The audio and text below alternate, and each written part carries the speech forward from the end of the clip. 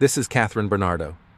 Yes, the Kathryn we all know, the box office queen, the award-winning actress, the woman whose face has been on billboards, magazine covers, and TV screens for more than half her life. For many Filipinos, she's the picture of success. But behind that smile, there was once a quiet ache.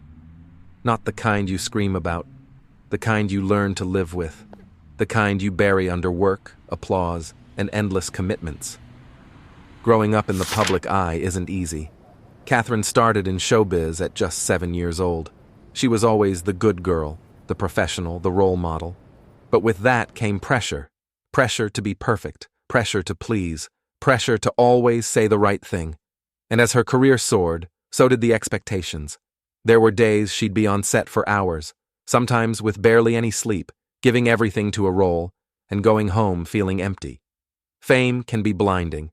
It convinces you that applause is love, that success is identity, that the next big project will finally make you feel whole. But deep down, Kathryn knew there had to be more. More than the glam, more than the roles, more than what the world could offer. In quiet moments, when the makeup was off, when the set was empty, she began asking herself, who am I when I'm not Kathryn Bernardo the actress? What's my purpose, really? Is this all there is? Those questions didn't have immediate answers. For a while, she brushed them aside, focused on the next shoot, the next endorsement. But God doesn't give up that easily. It started subtly. A friend invited her to church.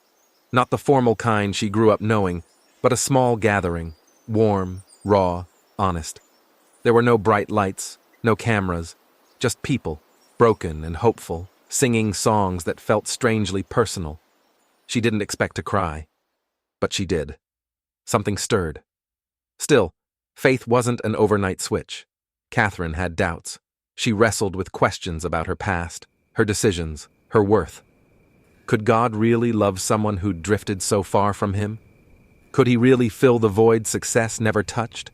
But the more she showed up, at church, in quiet devotions, in random late-night prayers, the more she felt something different. Not judgment, not guilt, but grace. Pure, undeserved grace. She began to see that being a Christian wasn't about being perfect. It wasn't about having a spotless record or performing good deeds like checkboxes. It was about surrender, about finally admitting, I can't do this on my own, and that's what Kathryn did. In one deeply personal moment, alone in her room, she prayed, not with rehearsed lines, but with raw honesty. She told God everything, her fears, her shame, her confusion, her weariness, and she felt peace. Not the fleeting kind that fame offers, but the kind that wraps around you when you finally stop running. Becoming born again didn't mean her life suddenly got easier, but it gave her a new lens. She began to make decisions not just based on career or public image, but on conviction, on faith, on what pleases God. She learned to say no to things that didn't align with her values. She started guarding her heart more closely.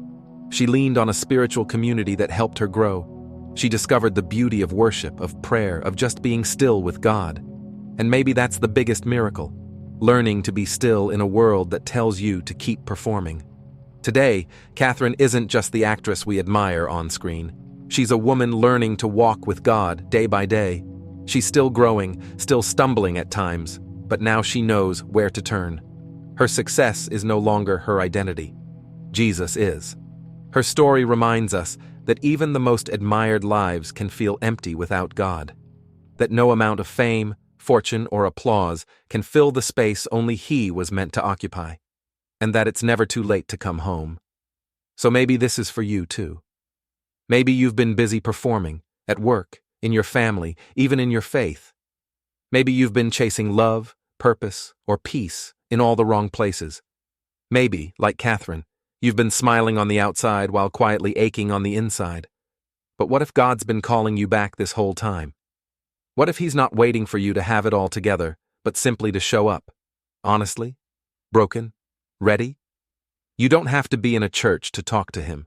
Right now, wherever you are, yes, even while scrolling, you can pause. Take a breath. Whisper a prayer. Say, Lord, I don't know where to begin, but I want to know You. That's all it takes. A willing heart. If this story stirred something in you, don't ignore it. Maybe it's time to open your heart again. Maybe it's time to stop performing and start healing. If this spoke to you, share it with someone who might need to hear it too. Say a prayer. Or even just sit quietly and let God speak. You're not alone. He's closer than you think.